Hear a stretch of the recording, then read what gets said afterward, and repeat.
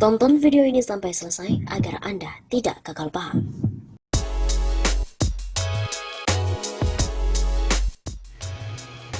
Pemerintahan Jokowi akan ambruk.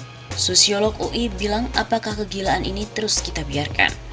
Sobat 051 Safa, kembali lagi bersama dengan kami untuk mengulas fakta perpolitikan dan juga informasi terkini di tanah air. Berita kali ini datang dari Jokowi soal pemerintahan Jokowi yang akan ambruk yang dilontarkan oleh Faisal Basri ditanggapi oleh sosiolog Universitas Indonesia Tamrin Tomagola. Hal tersebut disampaikan sosiolog UI Tamrin Tomagola melalui akun media sosial miliknya Tamrin Tomagola. Dalam hal itu, Tamrin awalnya menanggapi kabar terkait habisnya kekayaan alam Indonesia seperti hutan dan juga nikel oleh ulah para pejabat dan juga pengusaha. Alhasil, situasi tersebut malah mengantarkan masyarakat Indonesia pada berbagai macam bencana. Oleh karena itu, dirinya menilai situasi tersebut sebagai suatu kegilaan yang entah sampai kapan akan dibiarkan terus-menerus. Lalu apakah kegilaan ini terus kita biarkan? Begitu katanya dilansir dari redaksi Senin 31 Januari. Atas kondisi negara yang tidak karuan ini, Tamrin Tomagola lalu menyinggung prediksi dari Faisal Basri. Dia meminta publik untuk ikut mendoakan agar ramalan soal rezim Jokowi yang ambruk sebelum tahun 2024 dapat terwujud. Ayo kita ikut doakan agar ramalan Faisal Basri bahwa rezim ini akan ambruk sebelum 2024 terwujud. Begitu ujarnya. Perlu diketahui, prediksi Faisal Basri yang disoroti Tamrin itu muncul dalam salah satu webinar bertajuk Benturan Kepentingan dan Bisnis Pejabat, Dampak Kerusakan dan Modus Operandinya.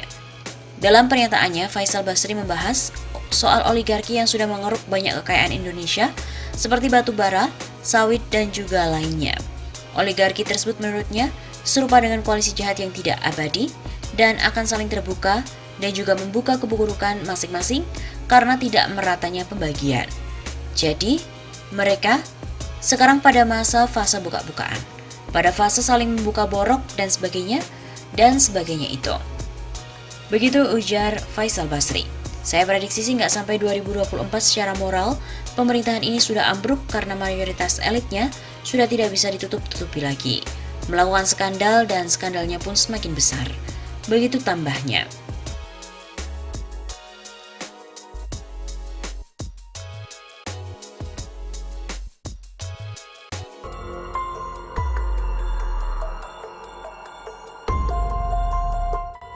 Mungkinkah Jokowi akan lengser sebelum tahun 2024? Belakangan ini, berbagai kalangan masyarakat sudah banyak yang kecewa dan menginginkan adanya sebuah perubahan di negeri ini. Kekecewaan itu terjadi karena di antara mereka banyak yang menderita akibat krisis ekonomi. Ada yang kehilangan pekerjaan, ada pula yang jatuh miskin. Sebelum pandemi COVID-19 melanda Indonesia pada bulan Maret 2020, sebenarnya negara kita sudah dilanda krisis ekonomi.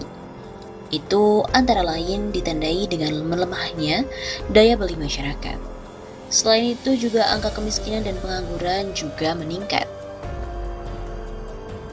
Menurut data dari Badan Pusat Statistik atau BPS, penduduk miskin pada September 2020 sebanyak 27,55 juta jiwa atau meningkat sekitar 2,76 juta jiwa dibandingkan dengan tahun-tahun sebelumnya.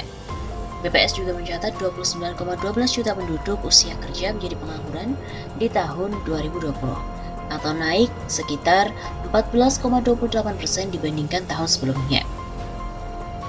Indikator makroekonomi juga sangat tidak menggembirakan, mulai dari utang yang terus membengkak hingga melebarnya defisit APBN. Kini, utang Indonesia sudah mendekati 7.000 triliun rupiah. Sementara pertumbuhan ekonomi yang meroket hingga 7% per tahun hanya tinggal cerita nama Jokowi sangat mengumbar janji pada kampanye Pilpres 2014 yang lalu. Selain persoalan ekonomi, kita juga banyak melihat praktik ketidakadilan yang dipertontonkan oleh rezim penguasa saat ini. Praktik korupsi terjadi hampir di semua lapisan elit kekuasaan, baik di lingkungan eksekutif, legislatif maupun yudikatif. Penjarahan duit negara ini terjadi di tengah kekuasaan yang dikendalikan oleh oligarki, yakni para konglomerat yang memiliki aset dan kekayaan yang sangat-sangat besar. Para konglomerat hitam ini selain mampu mengendalikan penguasa, juga bisa mempengaruhi sejumlah partai politik pro pemerintah. Sehingga tidak heran kalau Produk-produk undang-undang yang dihasilkan DPR menguntungkan bagi para konglomerat hitam seperti diantaranya Undang-Undang Minerba yang telah disahkan parlemen beberapa waktu lalu. Selain soal korupsi, masyarakat juga menyaksikan praktik dinasti politik yang diperlihatkan secara kasat mata oleh pemimpin negeri ini. Anak dan mantu presiden yang kini jadi wali kota di Solo dan Medan merupakan contoh konkret dari dinasti politik itu. Lengkap sudah kondisi politik Indonesia saat ini, yakni sebuah kekuasaan yang didasarkan pada dinasti politik dan dikendalikan oleh oligarki. Itulah potret buram wajah politik Indonesia terkini.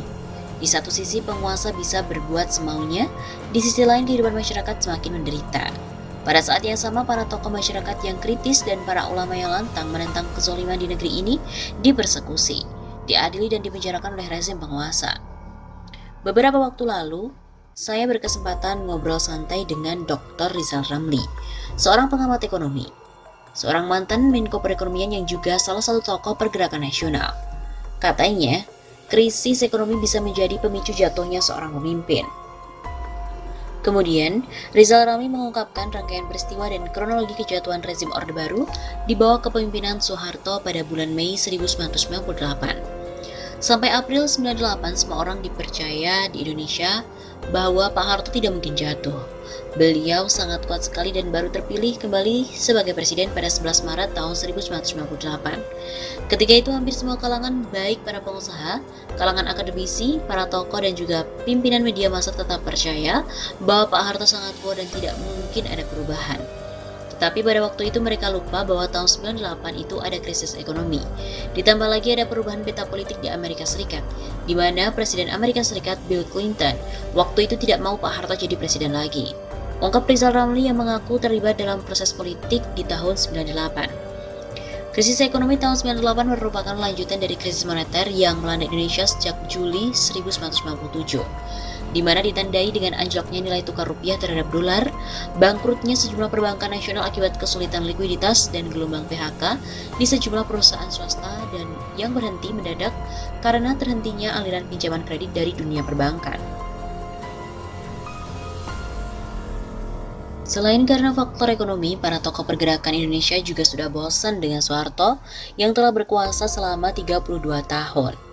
Dengan kata lain, semua pihak waktu itu menginginkan perubahan dan hanya butuh waktu 22 hari saja untuk bisa menurunkan Soeharto dari kursi Presiden RI. Awal pergerakan dimulai pada 1 Mei 98, di mana waktu itu pemerintah menaikkan BBM 74% dan minyak tanah 44%. Kenaikan BBM tersebut merupakan saran dan rekomendasi Dana Moneter Internasional atau IMF untuk dijalankan pemerintah Indonesia.